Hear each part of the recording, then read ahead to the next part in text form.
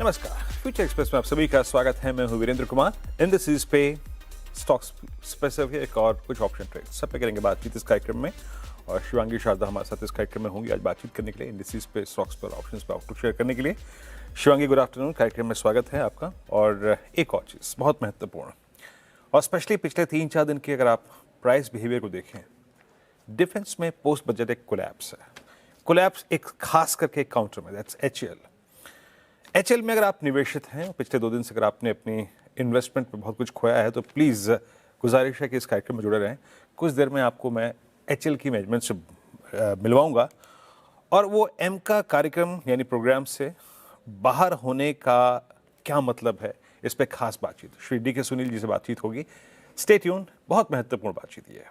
इस पे बहुत कुछ निर्भर करेगा बातचीत पर, आज की प्राइस परफॉर्मेंस, आगे की प्राइस परफॉर्मेंस। तो स्टे ट्यून्ड, ये महत्वपूर्ण बातचीत सेकंड अंश में हम करेंगे। लेकिन पहले स्क्रीन पे इंडिसेस लेके आइए। देखिए, 2 अंश थे आज के इस बाजार के। एक अंश वो जो कि गिफ्ट निफ्टी में था, मेगा कोलैप्स गिफ्ट निफ्टी में 100, 125, 150 अंकों का एक समय। कल वॉल स्ट्रीट पे, कल नैस्डैक में आईटी काउंटर्स और बाकी एसेट क्लास, बाकी अगर आप देखें सिल्वर को देखिए या फिर क्रिप्टो करेंसीज को देखिए, हर जगह उथल पुथल थी जनाब। एक कोलैप्स का फियर था और हमारे पास अगर कॉन्फिडेंस जाहिर करने के लिए कुछ था तो that was 50, 100, 10, 20 day exponential moving average. ऊपर कॉल राइटर्स थे 26,000 पे, 25,800 पे, 25,700 पे, पर नीचे हमारे पास पुट राइटर्स नहीं थे, नीचे हमारे पास एवरेजेस थे। And same is the case with Nifty bank as well. मैं निफ्टी बैंक पे आऊंगा, लेकिन उससे पहले निफ्टी की बात करते हैं। स्क्रीन पे लिखा ये बेस 1। देखिए, पॉलिसी डे था, है ना। पॉलिसी मोर और लेस आई चली गई, बहुत कुछ था नहीं पॉलिसी में इस बार, तो उसको छोड़ देते हैं आप। लेकिन क्या बात हुई थी सुबह हमारे पास, जब तक कि दैट बेस 1 परसिस्ट करता है, दैट वाज 538 एंड 467, 10 डेमा बीच में था, ऊपर 20 डेमा, नीचे 100 डेमा। जब तक है नहीं जनाब, थोड़ा दम कम दिखाएंगे। और अगर हम इंडेक्स ही ट्रेड करते हैं तो इंडेक्स को इस ट्रैजेक्टरी में बैक करेंगे। गया, उस जोन को हिट किया। डायरेक्टर साहब मेरी बगल वाली वॉल में डाल दीजिएगा जरा प्लीज, इसको थोड़ा सा दूर पड़ता है तो वहां से देख लेते हैं जरा, है ना। तो लो लगाया 491 का, टेस्ट किया और बेस 1 से रिवर्सल। ऑल दो कल के स्टैट्स में, कल के पिरामिड्स में आपको एक चीज होगी याद, क्या थी वो, कि जो कॉल राइटर्स थे वो ड्रिफ्ट होकर 25,800 के बजाय 25,700 पे थे। और इसीलिए मैंने जो RS1 की ट्रैजेक्टरी है उसको थोड़ा सा नजदीक ले आया था। Now we are at day high, we are at 25638। एक बार RS1 की ट्रैजेक्टरी लिखाइए। इस बीच पॉलिसी में CNBC TV18 और CNBC आवाज before on the 1st of February, the question we would have wanted to ask you is, how will you manage this large borrowing program? The market was rightly worried and yields shot up.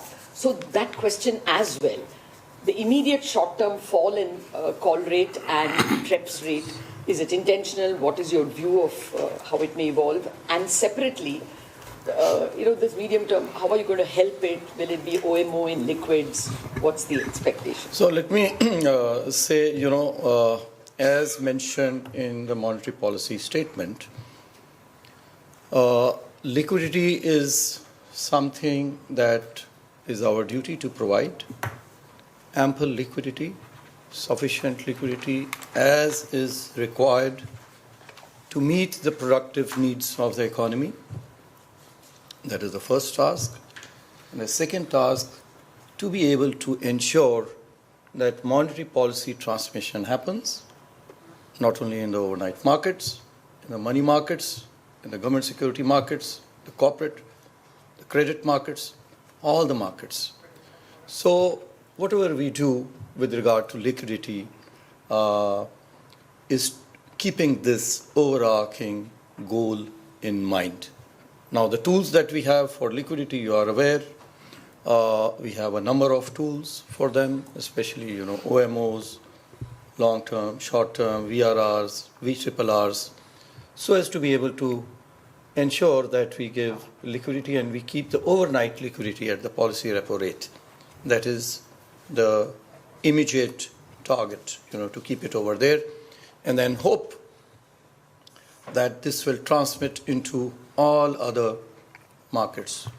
The transmission, you are aware, has been quite good, especially till December in all markets after December there was slight hardening, as I have mentioned. There was some hardening in the money markets, but overall transmission has been excellent. We will continue, as I mentioned in my statement, that we will continue to provide liquidity proactively and preemptively.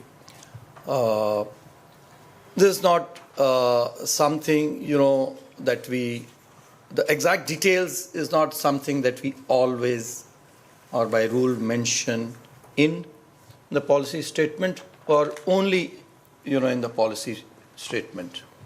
Liquidity is a continuous operations that is done. So you have seen that we have provided liquidity even outside the policy statement, as we did, and later when we felt that there was a requirement for liquidity in the second half of January, we followed it up with whatever we had announced in the monetary policy statement. We followed it up with liquidity. So all I can say is that we will continue to provide sufficient liquidity with an aim that the monetary policy transmission happens in all markets.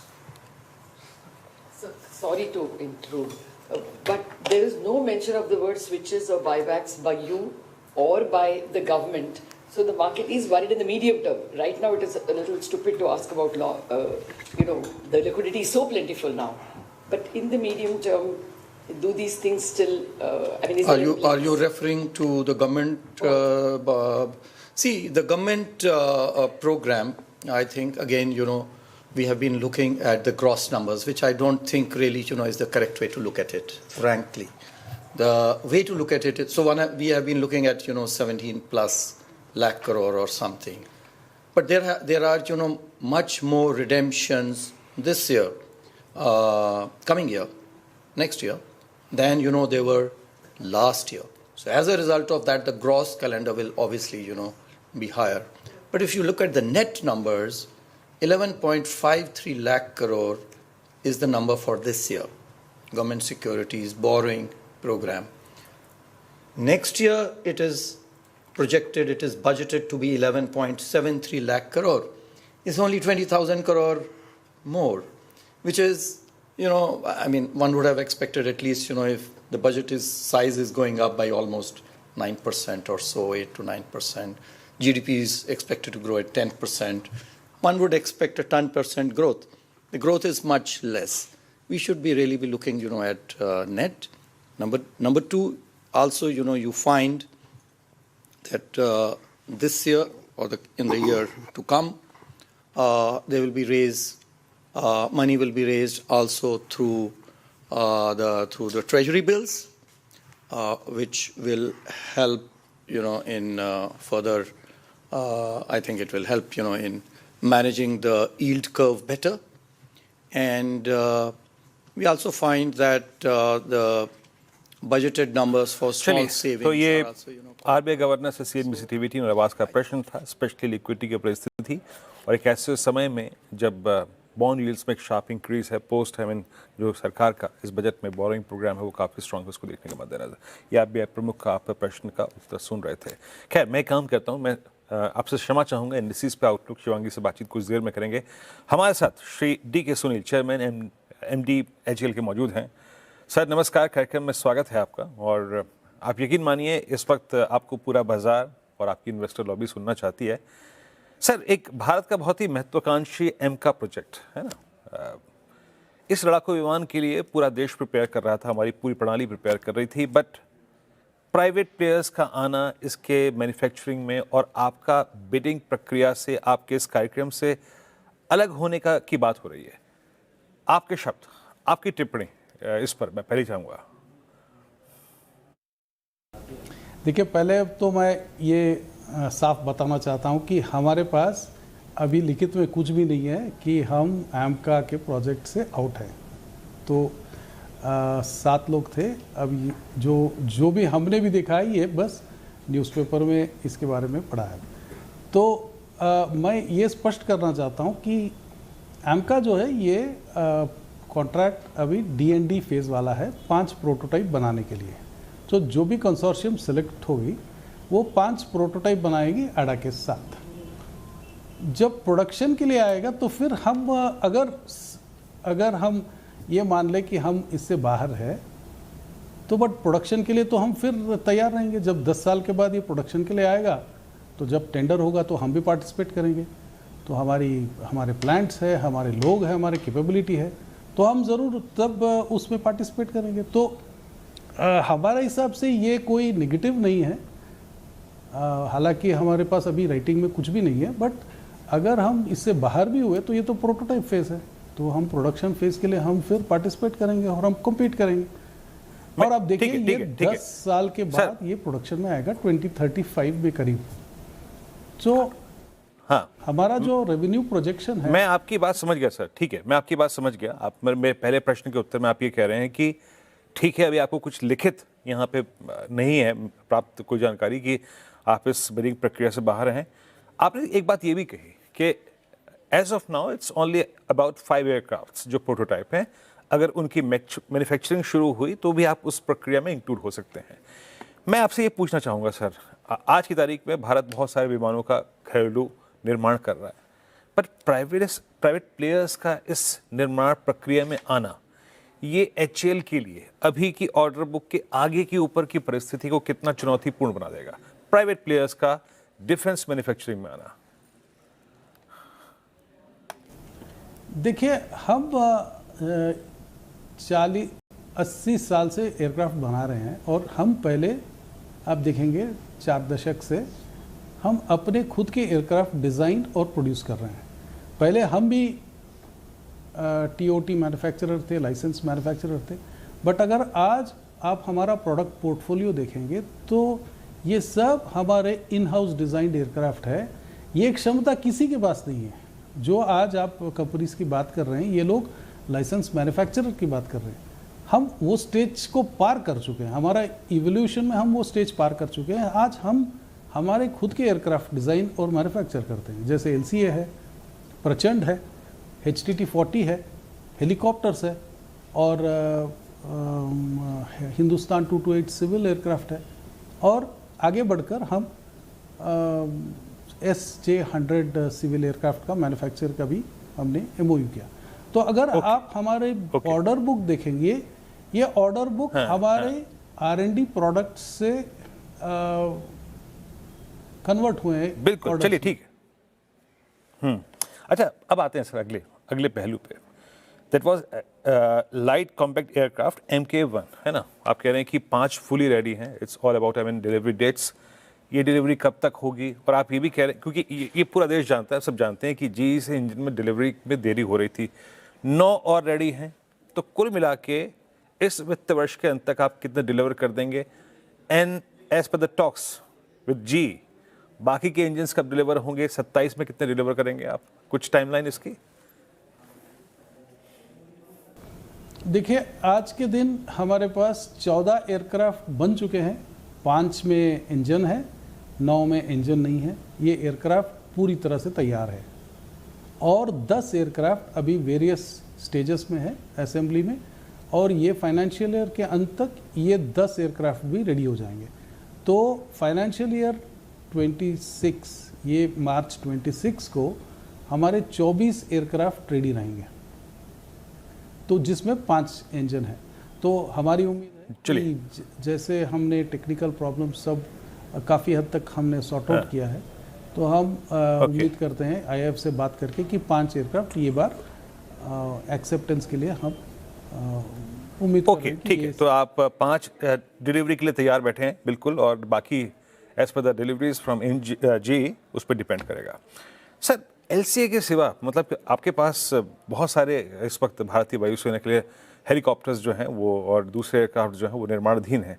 कौन कौन से और project अभी धीरे चल रहे हैं अपनी टाइमलाइन से? और एक और, क्या इसके पीछे बड़ा एक कारण ही क्या है कि आपकी जो पूरी ऑटोमेशन की प्रक्रिया है वो उतनी दुरुस्त नहीं है? कुछ मानव आधारित भी निर्माण कर रहे हैं आप, फुली ऑटोमेटेड ना होने का क्या ये इसका इम्पैक्ट है क्या? देखिए, आप हमारे जितने भी बाकी के प्रोडक्ट्स देखिए, हेलीकॉप्टर देखिए, हमारे हिंदुस्तान डॉर्नियर्स देखिए, इंजन्स देखिए, हम हर जगह पे ऑन टाइम हैं। जैसे पिछले साल हमने 16 इंजन बनाए थे सुखोई 30 के, ये बार हम 34 बनाने वाले हैं। तो ये जो हाईलाइट है LCA का, ये पूरे कंपनी को दर्शाता नहीं है। मैं बोल रहा हूँ कि ये स्पेसिफिकली इंजन की वजह से है, बट बाकी जितने भी हमारे सेक्टर्स हैं, आप देखते रहेंगे कि हमारे हर साल हम नंबर्स मीट रहे हैं, ईयर ऑन ईयर ग्रोथ हो रहा है, प्रॉफिटेबिलिटी हो रहा है। तो हमारे बाकी के जितने भी लाइंस है, इंजन्स है, हेलीकॉप्टर्स है या फिक्स्ड विंग एयरक्राफ्ट है, इसमें हमारी परफॉर्मेंस कंसिस्टेंट और ऑन टाइम है। ओके, ठीक। अच्छा, अब आते हैं अगले प्रश्न पे सर। मैं आई गॉट योर पॉइंट। अब मैं आता हूँ एक बहुत महत्वपूर्ण प्रश्न पे। कल क्योंकि बाजार बात कर रहा था आपके एग्जीक्यूशन की, वो बातें आपने क्लियर कर दी। अप्रॉक्सीमेटली अभी आपका आउटस्टैंडिंग जो ऑर्डर बुक है वो 2.5 ट्रिलियन का है, 2.5 लाख करोड़ रुपए का। मैं क्या मान के चलूँ बाय FY 27 आउटस्टैंडिंग ऑर्डर कितनी बुक होगी आपकी, कितने और आप इनटेक कर पाएंगे अपनी ऑर्डर बुक में? देखिए, मैं आज के दिन नंबर नहीं दे सकता हूं, बट हम ALH के कुछ ऑर्डर्स के बारे में बात कर रहे हैं, और हमारा ध्रुव NG जो सिविल हेलीकॉप्टर है, उसके लिए काफ़ी इंक्वायरीज आ रहे हैं BSF से और स्टेट गवर्नमेंट से। तो वो ऑर्डर शायद अगले ईयर में कंक्लूड होंगे।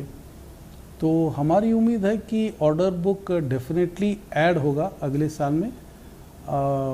हेलीकॉप्टर्स और जो हमारे 19 सीटर डॉर्नियर एयरक्राफ्ट है, और कई दूसरे प्रोडक्ट्स भी है, जैसे सुखोई अपग्रेड है, जो शायद अगले साल में कन्वर्ट होंगे। तो ऑर्डर बुक सर, बहुत बहुत शुक्रिया, बहुत बहुत शुक्रिया। आप इस कार्यक्रम में, इस चर्चा में मौजूद रहे, और मेरे ख्याल से आपका जो प्रश्न का पहला उत्तर था वो मेरे ख्याल से बहुत सेटिस्फैक्ट्री रहेगा बाजार के लिए। अभी आप प्रोटोटाइप निर्माण प्रक्रिया से बाहर हैं, ठीक है, ये आपने एक्सेप्ट किया, but still you don't have any, I think, written document as of now. और दूसरी चीज़ ये है कि आप प्रोटोटाइप प्रक्रिया से बाहर हैं, लेकिन शायद जब उसका निर्माण होना शुरू हो तो पॉसिबली HAL को इंक्लूड किया जाएगा। बहुत बहुत शुक्रिया सर, आप इस कार्यक्रम में शामिल हुए और सभी प्रश्नों के उत्तर दिए, and best of luck for the next quarter. अब आइए निफ्टी पर। एक काम करते हैं, ब्रेक लेते हैं जरा, है ना। शिवांगी जी भी बैठे बैठे थक गई हैं, उनको थोड़ा सा ब्रेक देते हैं, और जब लौटेंगे तो इंडस्ट्रीज पे और 2 कॉल्स उनकी लेंगे। हाजिर होता है कार्यक्रम में आप सभी का फिर से। देखिए, मैं अपने आउटलुक को थोड़ा सा संक्षेप में रखूंगा, समय का अभाव है। मैं जैसे कि मैंने कहा था कि by the dips towards base 1, और अभी इंडेक्स कहाँ से कोलैप्स हुआ, आई मीन हम गए लगभग 660 की ट्रैजेक्टरी में। याद रखिएगा, कल का सेकंड हाफ 11:23 से लेकर लगभग 3:30 के बीच का जो एवरेज हाई है वो है 670 680। तो आप ये मान के चलिए, प्लीज ऑप्शन के स्टैट्स लेके आइए। बाय ऑन डिप्स के लिए जोन वही रहेगा जब तक कि वायलेट नहीं हो रहा है। Base 1 will be appropriate to buy dips, और RS1 की ट्रैजेक्टरी अब मॉडिफाई हो गई है। अब लेके आइए आप ऑप्शंस के स्टैट्स। ऑप्शंस के स्टैट्स के मुताबिक 25,700 पे कॉल राइटर्स ड्रिफ्ट हो गए हैं, तो 25,710 और 670, ये देखिए आउटस्टैंडिंग वाइज 700 पे 1.5 करोड़ का। हालांकि 600 पे भी राइटिंग है, बट स्टिल क्योंकि आउटस्टैंडिंग वाइज इन प्रिंसिपल सबसे बड़ा वहीं पर ही है, तो आप मान के चलिए कि इंट्राडे रेजिस्टेंस रहेगा 25,670 710। अब लेके आइए निफ्टी बैंक। निफ्टी बैंक आपकी स्क्रीन पे आएगा, इट्स 59860। पॉलिसी से बहुत ज्यादा सरोकार इस इंडेक्स का था। क्या बात हुई थी सुबह? इंडेक्स जो कल 60,000 की पुट राइटिंग को खो रहा था, वो पुट राइटर्स कन्विक्शन नहीं रिफ्लेक्ट कर रहे थे। इन दैट केस एक ड्रिफ्ट टुवर्ड्स बेस 1 पॉसिबल है। बेस 1 क्या था? 1020 आएगा, प्री पॉलिसी, पोस्ट पॉलिसी, 10 डेमा 20 डेमा को टेस्ट करेगा। टेस्ट किया 668 और 481 के जोन को। लो था करीब 644, टेस्ट किया और वहां से करीब 200 पॉइंट का पुल बैक जनरेट कर चुका है। पर याद रखिएगा, अब यहाँ पे कॉल राइटर्स जो है ना, वो 60,000 की स्ट्राइक पे आ रहे हैं। एक बार आउटस्टैंडिंग वाई लेके आइए। 60,000 पे कॉल राइटर्स का आना सिंपली मीन्स है कि निफ्टी बैंक के हायर रेजिस्टेंस नीचे की तरफ फ्लो कर रहे हैं। अब वो कॉल राइटर्स 60,000 पे आ रहे हैं। सो इंट्राडे में जो भी आप ट्रेड्स पिक करें closer to base 1, considering the fact कि अब 60,000 की कॉल का आउटस्टैंडिंग वाई 18 लाख का हो गया है, किसी भी रेंज में, किसी भी सूरत हाल में उसको 60, 100, 150 के आसपास आपको निपटाना है। शिवांगी, पहले आपके 2 ट्रेड्स क्या रहेंगे इस वक्त के जिस पे आप फोकस कर रही हैं? जी बिल्कुल, ट्रेड्स के लिहाज से मैंने चुना है सीजी पावर, जहाँ पे हम देख रहे हैं कि गैप अप के बाद पिछले 3 दिनों से एक अच्छी स्टेबिलिटी देखने को मिल रही है। और मंथली बेसिस पे भी हमने देखा है कि पिछले पूरे महीने का लॉसेस जो है वो रिकूप करते हुए दिखा है ये स्टॉक। तो यहाँ ये पॉजिटिव लग रहा है काफ़ी, और जिस हिसाब से हम देख रहे हैं कि सिलेक्टिव स्टॉक्स में बाइंग है, ये एक आउट परफॉर्मर है। तो यहाँ पे 700 के टारगेट्स के लिए खरीदारी की सलाह रहेगी 660 के एक स्टॉप लॉस के साथ। दूसरा पिक मेरा रहेगा क्यूमिंस पर। यहाँ पे भी हम देख रहे हैं कि एक बुलिश एनगल्फिंग कैंडल फॉर्मेशन हुई थी, और उसके बाद एक स्टेबिलिटी और लोअर लेवल से काफ़ी स्मार्ट पुल बैक देखने को मिल रही है। तो यहाँ पे मेरी नज़र है, एंड जो नेक्स्ट टारगेट्स है वो लगभग क्यूमिंस में बनते हुए दिख रहे हैं 560 के, और 530 के स्टॉप लॉस को हम मेंटेन करेंगे। ओके शिवांगी, आपका सस्ता ऑप्शन ट्रेड? जी बिल्कुल, सस्ता ऑप्शन के लिए हम सीजी पावर पे ही फ़ोकस कर सकते हैं, और 690 के कॉल ऑप्शन में एक काफ़ी अच्छी हम देख रहे हैं कि मोमेंटम है। तो वहाँ पे हम देख सकते हैं लगभग इसमें ₹9 के स्टॉप लॉस और 18 के टारगेट्स के लिए हम इसमें नज़र रख सकते हैं। ओके शिवांगी, बहुत बहुत शुक्रिया, आप इस कार्यक्रम में शामिल हुई, सभी स्टॉक्स और इंडस्ट्रीज पर रखी आपने। एक ब्रेक, अगली मुलाकात 2 बजे कमाई का अड्डा में, तब तक के लिए